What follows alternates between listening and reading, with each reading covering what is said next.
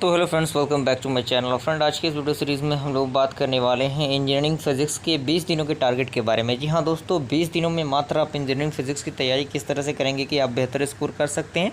तो फ्रेंड, आपको क्या करना है, किसी भी 3 यूनिट को अच्छी तरीके से कवर अप कर लेना है। जी हाँ दोस्तों, 3 यूनिट मैं इसलिए कह रहा हूँ क्योंकि कम से कम उतना अगर कर लेंगे ना तो पासिंग मार्क्स तो आप इजीली ला ही सकते हैं। कोई भी सब्जेक्ट हो 3 यूनिट आप करके चलिए, और अगर आपके पास उतना कैपेसिटी है तो आप जो अगर आपने नोट्स बनाया है उन नोट्स को एक बार देख लीजिएगा तो 5 यूनिट आपका कवर हो जाएगा।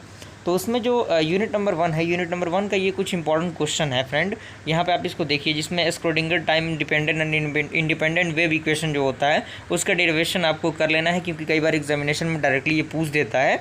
और साथ ही साथ जो आपका डिपेंडेंट वाला है इसको भी देख लेना है। और हाइजेनबर्ग आपको पता ही होगा, हाइजेनबर्ग आपने पढ़ा होगा, बहुत पहले ही आपने पढ़ा होगा, क्लास 11-12 में भी पढ़ाया जाता है हाइजेनबर्ग। तो उसको आपको प्रूफ कर लेना है, देख लेना है।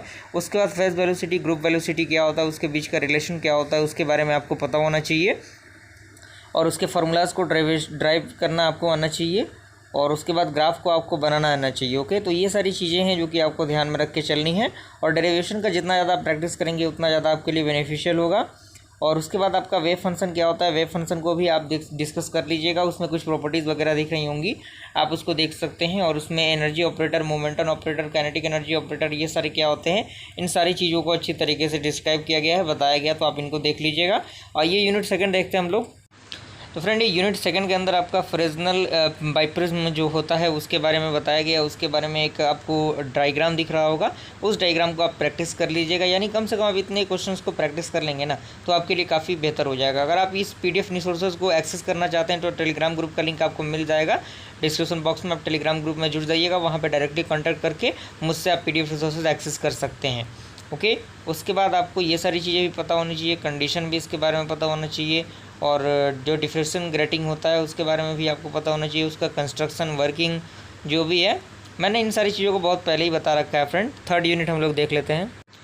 तो फ्रेंड, थर्ड यूनिट देखने से पहले हम लोग 4 और 5th यूनिट देख लेते हैं। उसमें आपको लेजर पढ़ना है, काफ़ी ईजी है 4th यूनिट।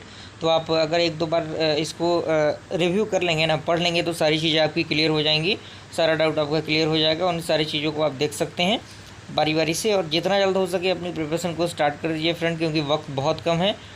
अब अपने अकॉर्डिंग आप अपने टाइम टेबल को बना लीजिए, जितने टाइम टेबल में आप सक्षम हैं पढ़ने में उतने लिए आप बना लीजिए। रूबी लेज़र हो गया, हीलियम नियॉन लेज़र हो गया, ये सारे लेज़र क्या इंपॉर्टेंट हैं जो कि एग्जामिनेशन में डायरेक्टली आते हैं, है कि नहीं।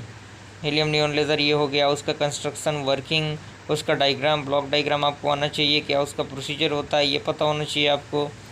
इन सारी चीज़ों को आप देख सकते हैं। कंस्ट्रक्शन जो एनडीआर रॉड होता है, ये तो बहुत कम एग्जामिनेशन में पूछा गया है, लेकिन पूछता है। उसके बाद 5th यूनिट में आपका आता है गॉस थ्योरम। गॉस थ्योरम आपने पढ़ा होगा, phi is equal to Q/ε0। तो इसके प्रूफ का भी आपको पता होना चाहिए प्रोसीजर। और उसके बाद आपका मैक्सवेल इक्वेशन पता होना चाहिए, मैक्सवेल इक्वेशन का रूल, कंडीशन। स्टोक्स थ्योरम क्या होता है, स्टोक्स थ्योरम से रिलेटेड स्टेटमेंट, फार्मूलाज, प्रूफ आपका यहाँ पे। एंड देन आपका right short note on curl, divergence, gradient. Curl क्या होता है, डाइवर्जेंस क्या होता है, ग्रेडियंट क्या होता है, इन सारी चीज़ों के बारे में आपको अच्छी तरीके से नॉलेज होना चाहिए। तो आई होप यहाँ तक पूरा प्रोसीजर आपको समझ में आ गया होगा। अगर आपको इसका नोट्स वगैरह चाहिए तो टेलीग्राम ग्रुप में जल्द से जल्द जुड़ जाइए, वहाँ पर डायरेक्टली कॉन्टैक्ट करके आप नोट्स वगैरह एक्सेस कर सकते हैं। जल्दी मिलते हैं फ्रेंड ऐसे इंटरेस्टिंग सब्जेक्ट के साथ, तब तक के लिए थैंक यू।